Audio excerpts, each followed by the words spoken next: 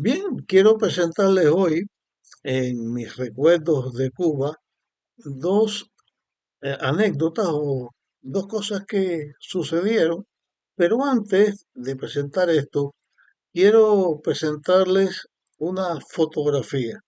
En esta fotografía estamos Edrey y yo. Yo soy el mayor, Edrey es el niño que está sentado. Voy a tratar de ponerla de las distintas maneras para que se pueda ver de la mejor forma. Y de esto, pues yo les voy a explicar por qué estoy haciéndolo y por lo que estoy comenzando.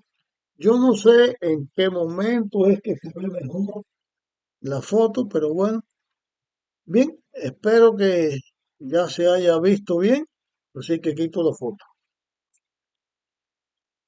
Esta foto lo estoy señalando porque ya en un video anterior yo les hablé del día en que fuimos, mi madre nos llevó, nuestra madre, pues la de ella y mía, nos llevó a la ciudad de Pinar del Río para sacarnos una foto específicamente. Y le hablé allí de otras cosas que tienen que ver con esto. Lo que me interesa de este momento es el siguiente. Edrey nació 2 años después de el nacimiento o después que Drake nació, 2 años después de su nacimiento, nació Jared. O sea, Edrey le lleva a Jared 2 años. Yo le llevo a Edrey 5 años y a Jared le llevo 7 años. Esto ya lo he dicho de otra manera, pero en otros videos. Pero lo señalo porque cuando nuestra madre nos llevó a sacar este, esta fotografía en Pinar del Río, ya ella estaba comenzando a sentir la enfermedad que tuvo, que la consecuencia fue que perdió el riñón.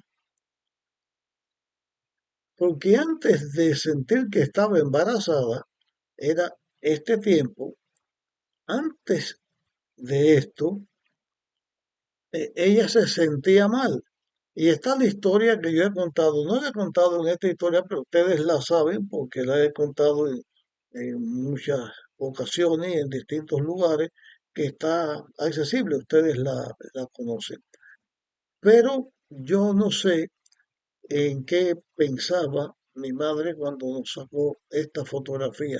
Pero la traigo porque coincide y ahí usted puede ver cómo era el rey, cómo era yo, en el momento en que ella comienza con su enfermedad y que culminó en el milagro que Dios hizo devolviéndole la vida.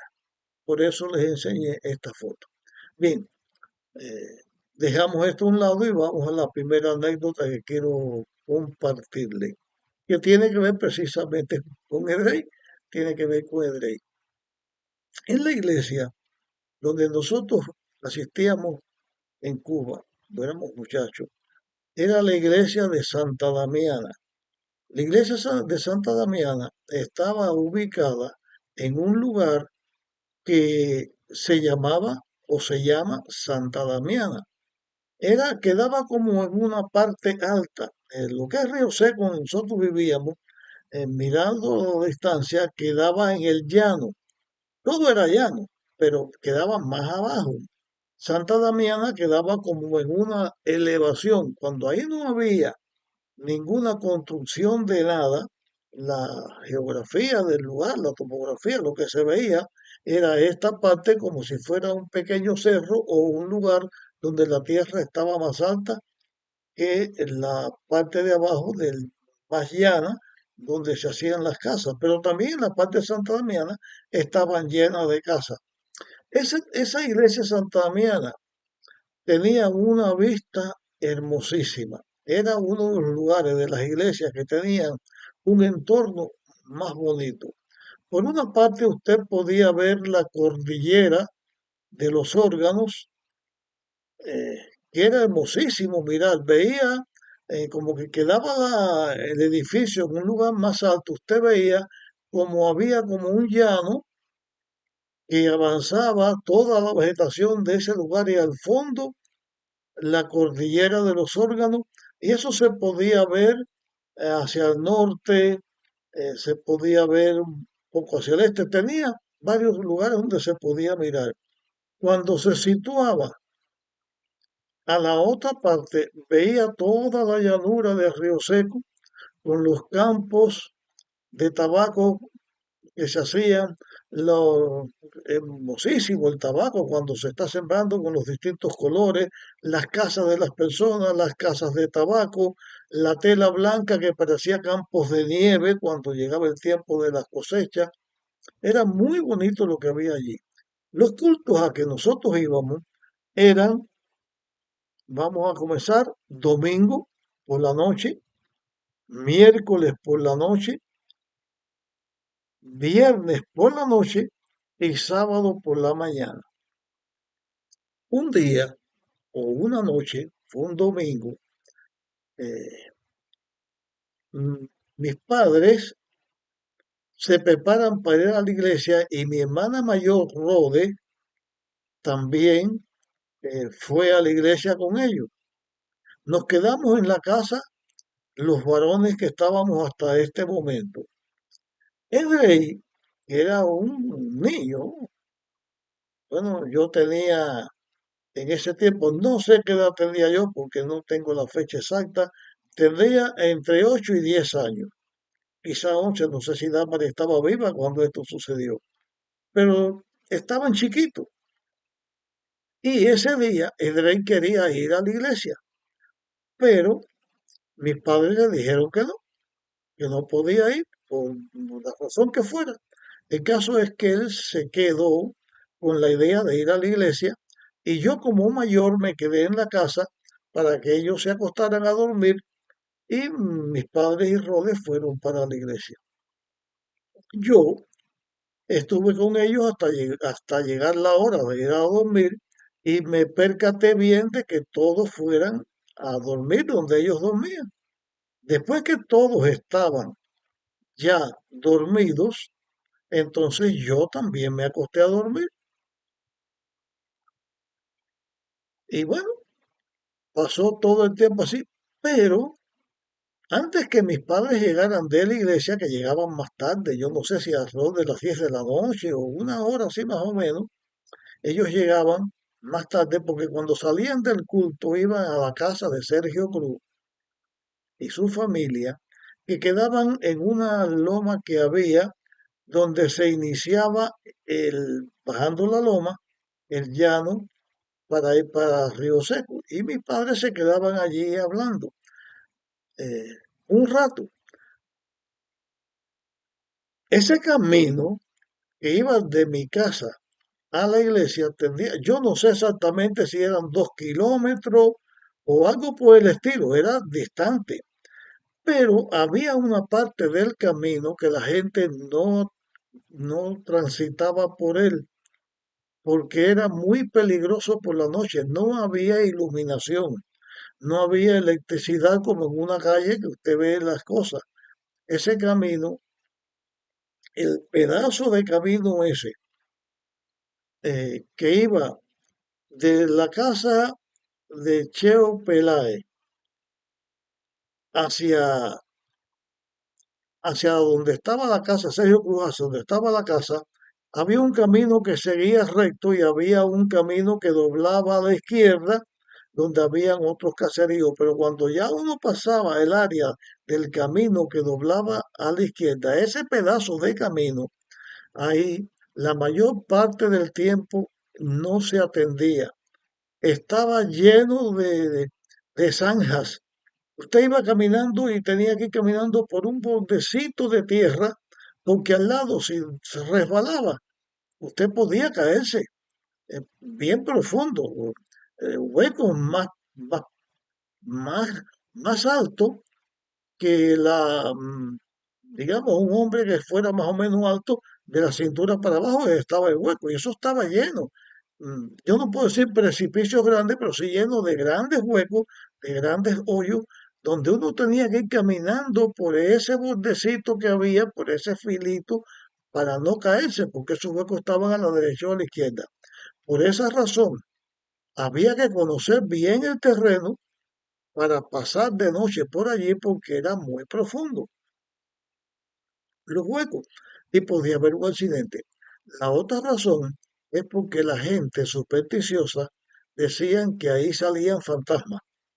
Entonces, por las dos razones, la gente por ahí no iba. Pero bien, cuento esto para que se sepa cómo era el camino que teníamos que seguir para llegar a la iglesia. Y al llegar a la loma donde estaba la casa de Sergio, había que subir porque era bien empinada. Había que subir.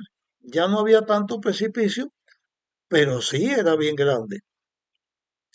Pues bien, esa noche pues me acosté, me dormí, pero con el cuidado de los muchachos que yo tenía que atender, yo me despierto poco antes que mis padres vinieran, y me encuentro que Drake no estaba. Y ahora yo me sobresalto. ¿Qué pasa con Drake? ¿Qué pasa? ¿Dónde está? Bueno, lo que sucedió fue que cuando el culto termina, mis padres, como de costumbre, se quedan en casa de Sergio Cruz hablando de los temas que fueran. Y Edrey se levantó dormido, se levantó sonámbulo y se fue al camino.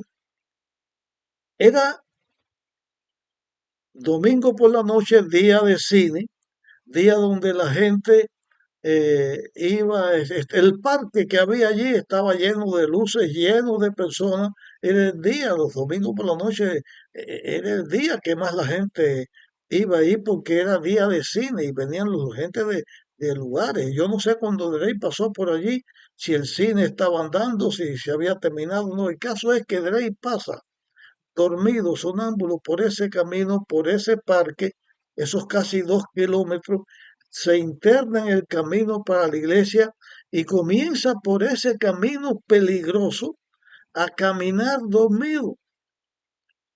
Pero él está dormido, él no sabe nada de lo que está pasando, pero él va.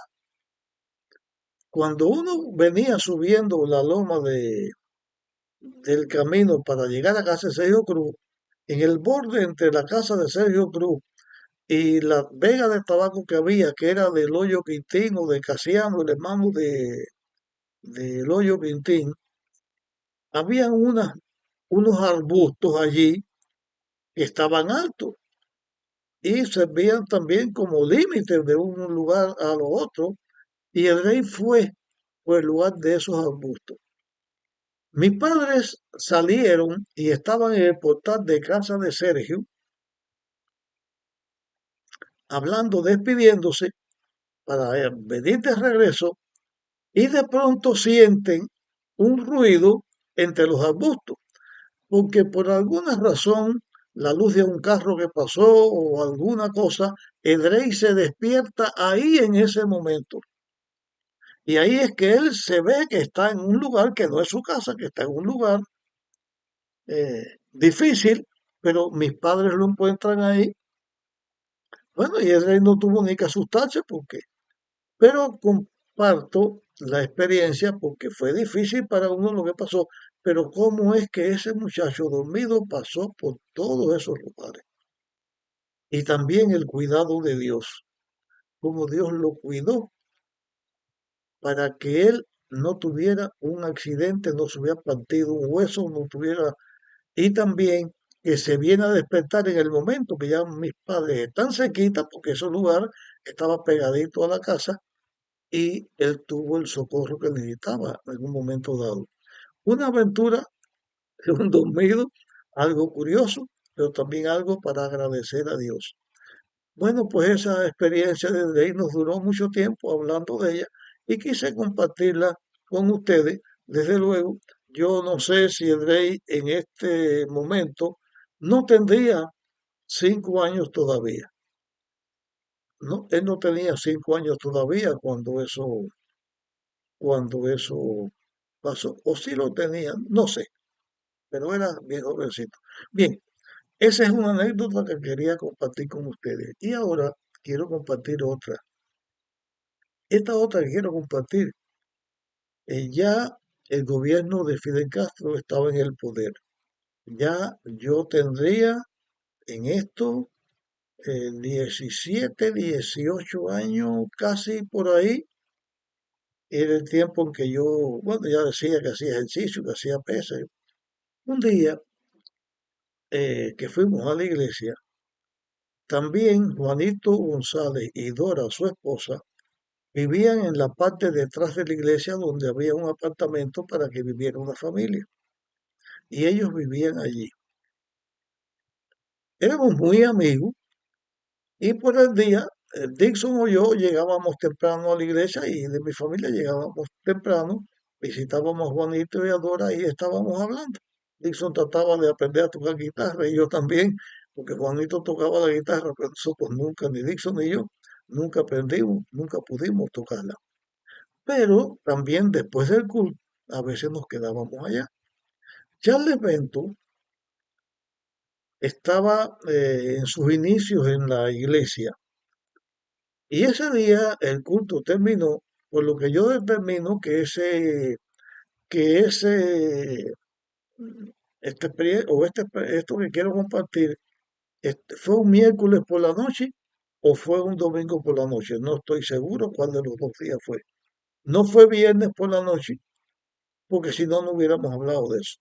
Cuando estábamos con Juanito, Juanito nos hace una historia que un amigo de él le había dicho algo que le había sucedido buscando un tesoro, por una leyenda de un tesoro bien grande que tenían los mambises peleando contra los españoles, era el dinero que iban a pagar o los españoles iban a pagar, o los mambises iban a recibir ese dinero para lo que fuera. El caso es que estaban involucrados los mambises, los españoles y el tesoro ese.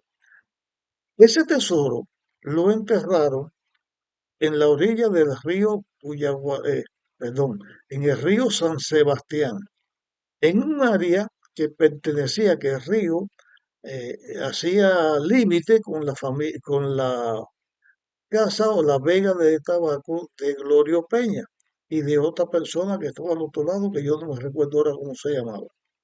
El caso es que allí había una boleda de majagua. Nosotros le decíamos un majagual. Árboles de majagua que eran muy bonitos y muy grandes, eran bastante viejos. Y allí, en esa arboleda de majagua, según la leyenda, se había enterrado ese tesoro.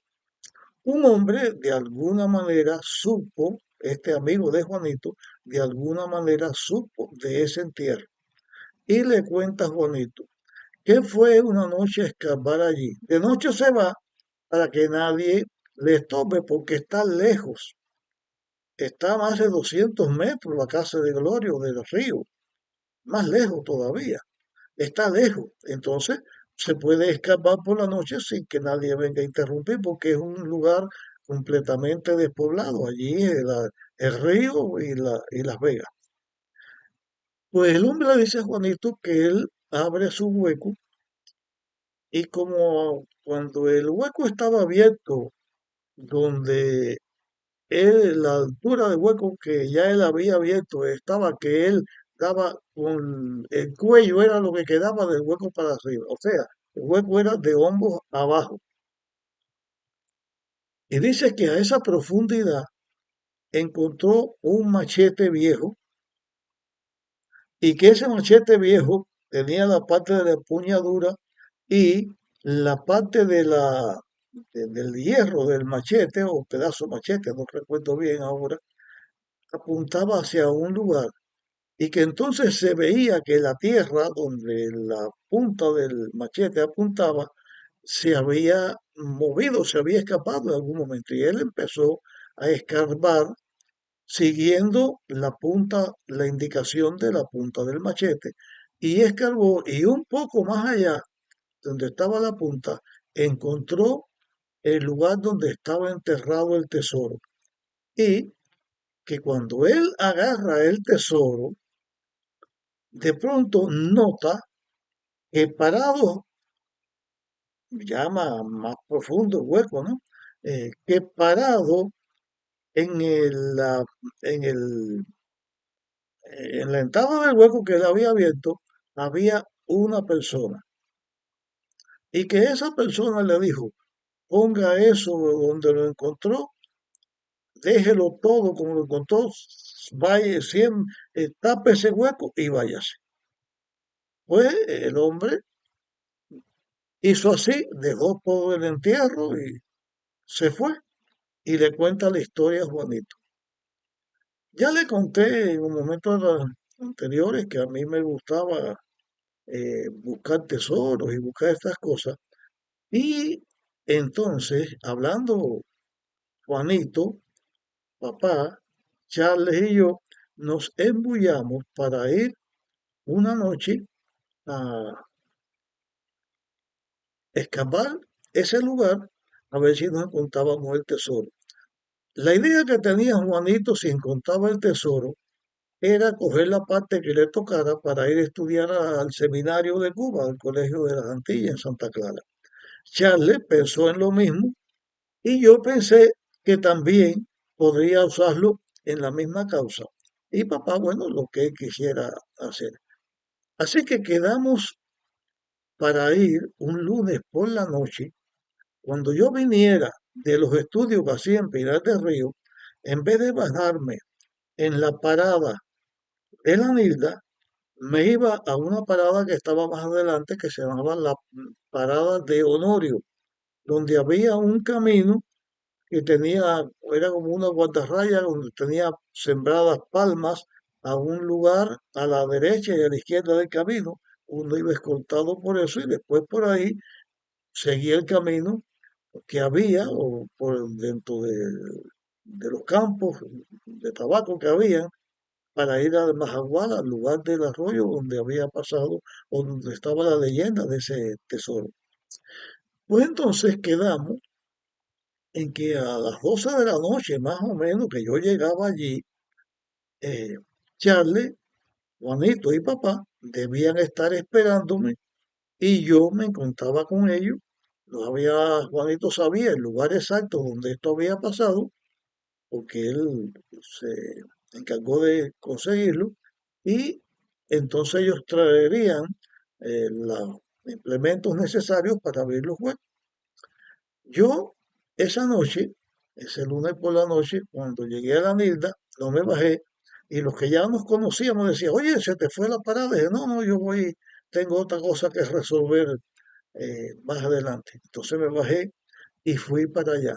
Cuando yo llegué a aquel lugar, por cierto, lleno de los árboles estos de Managua, lleno de muchos arbustos, lleno de muchas hierbas, había mucha vegetación allí. Cuando yo llego allí, no había nadie. Estaba yo solo en aquel lugar. Esa noche era una noche que había muchas nubes en el cielo, pero había una luna lindísima, una luna llena, con una luz tremenda, y se notaba cuando la luna pasaba por los espacios vacíos de nube, cómo alumbraba. Cuando se metía detrás de las nubes, se oscurecía. Como que yo llegué allí solo, llegué cerca de donde íbamos a comenzar a escarbar. Dije, bueno, pues aquí no hay nadie, déjame esperar. A poquito rato de estar esperando, yo voy a contar lo que yo sentí o lo que yo vi, eso es lo que estoy contando. Poquito rato de llegar allí, siento como un murmullo, como abejas que zumban. Siento algo que tiene que ver con voz humana, pero que no puedo percibir bien qué se está diciendo. Y a la distancia veo como uno o dos bultos blancos que vienen flotando en el aire. Yo no veía a la persona, solamente sentía ese ruido que se iba acercando poco a poco. No entendía lo que era, no me parecían personas, pero bueno, lo que hice fue, no sé si sería por el nerviosismo o por lo que fuera, lo que yo hice en ese momento fue esconderme en la vegetación, porque esos bultos venían a donde yo estaba. Y yo dije, me voy a esconder a la vegetación y cuando pasen cerca de mí, me le abalanzo arriba y lo agarro para saber qué cosa es. Y así hice, me puse como el gato que va a pescar o el tigre que va a pescar, me puse en esa posición para lanzarme sobre lo que venía. Y cuando llegó el momento en que me iba a lanzar ya arriba de esto, sale la luna por una, por donde no habían nubes, sale la luna y lo alumbró todo. Eran Charles, Juanito y papá que venían. Charles venía con una camisa blanca. Yo creo que papá o Juanito Otto venía más o menos por el estilo. Y ese era el bulto blanco que yo veía. Y el sonido era que venían hablando bajito para que la voz no trascendiera, porque en los campos y por la noche la voz puede caminar a distancia. Bien, después de pasada la experiencia, llegamos al lugar y empezamos a escarbar, y a escarbar, y a escarbar. Y nos dábamos cuenta que la tierra donde nosotros estábamos escarbando, alguien la había escarbado antes, o sea, era tierra removida. Excavábamos por turno. Llegó un momento en que yo estaba escarbando y estaba a la altura donde el hombre había dicho que había encontrado ese machete viejo. Y yo me encontré el machete viejo, apuntando hacia el lugar donde se veía que la tierra estaba removida, o sea, que la historia que el hombre había contado coincidía con lo que estaba pasando. Cuando estaba ese momento que agarro el machete viejo para comenzar a escarbar, de pronto sentí la presencia de alguien que no era ni papá, ni Juanito, ni Charlie. Y cuando miro, me veo que hay un hombre parado frente al hueco que estoy abriendo. Y cuando yo veo a aquel hombre parado allí, lo que hice fue que me le tiré y lo agarré por los pies para que no se me fuera y sabe quién era. Y cuando yo lo agarro por los pies y le hago así, hago ruido. Charles, Juanito y papá se vienen a ver. Y era un hombre que se llamaba, o se llama, no sé si estará vivo o muerto, Félix Brito. Era un trabajador de Glorio Peña que vivía cerca de o dormía cerca de la casa de Glorio Peña. Era cerca de las 3 de la mañana. Y ese hombre sintió que estábamos picando la tierra y sintió de allá lo que estaba pasando, porque él nos lo dijo. Cuando yo lo agarro y por poco lo doy un golpe, fue lo que sucedió en el momento, entonces él nos dice que sintió los golpes, que sintió los picazos y entonces vino a ver qué pasaba. Cuando él nos dijo eso, aunque habíamos abierto el hueco hasta ahí y estábamos en esa posesión del machete que estaba indicando, a todos se nos quitó el deseo de seguir escapando. Sería también por la presencia de Félix Brito que no queríamos, pero le dijimos a él claro que estábamos haciendo, mira, esta es la historia, esto es así, así, así, y yo le dije, por poco te doy un golpe a ti por la historia del hombre parado del hueco, bueno, y dijimos, pues bueno, hasta aquí llegamos abriendo los huecos y lo tapamos todo otra vez y le pedimos que por favor no hablara de esto a nadie. Y ese Félix Brito era un hombre de muchas palabras, un hombre muy serio, y él no le contó a nadie esto que había pasado. Nos fuimos, no sacamos el tesoro, después Charles fue al colegio, yo fui al colegio, Juanito no, pero bueno, cada cual seguimos en nuestra vida normal. Pasaron, pasó el tiempo y ya años después de esto, que yo creo que les conté una historia anterior, cómo fue que encontré en la finca de un hermano de la iglesia de Mendoza una moneda de oro del siglo XV buscando tesoro, pues tenía yo esa moneda de oro y tenía unas monedas de plata en el bolsillo y una cadena que no sé de quién era. Y junto con Raquel volví a ese lugar yo solo para cerciorarme si allí había algo. También llevé el detector de metales que yo tenía. Y lo que hice fue para probar del lugar que puse la plata, la cadena y la moneda de oro a una distancia. Y más o menos a la mitad de la distancia de donde nosotros habíamos escapado, a donde yo puse la moneda, en el medio me puse y allí agarré los detectores para ver dónde me marcaba, eh, dónde había metales que más fuertes, porque yo pensé que en lugar de más, metal más fuerte, pues marcaría más. Pues bueno, yo marqué allí, me puse en el medio, marqué. El detector, en vez de marcar la moneda de oro, las monedas de plata que estaban sobre la tierra al lado, marcó para el hueco donde nosotros habíamos escapado. Por lo que yo pensé y pienso aún que ahí sí es verdad que había un tesoro. Pero yo no, eso lo hice de día y de día no se podía buscar porque por ahí pasaban personas.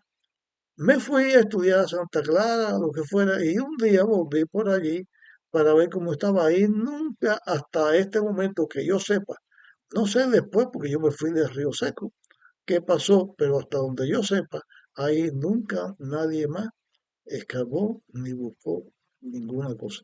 Bien, quise compartirle estas dos experiencias. Creo que quizás les interese saber cómo fue y qué sucedió, pero bueno, una de las aventuras que yo tuve en mi vida buscando tesoro y lo que pasó con el rey. Así que en la próxima ocasión nos vemos con otra anécdota, otra historia o alguna otra cosa de la vida en aquellos tiempos en que estamos contando. Nos vemos.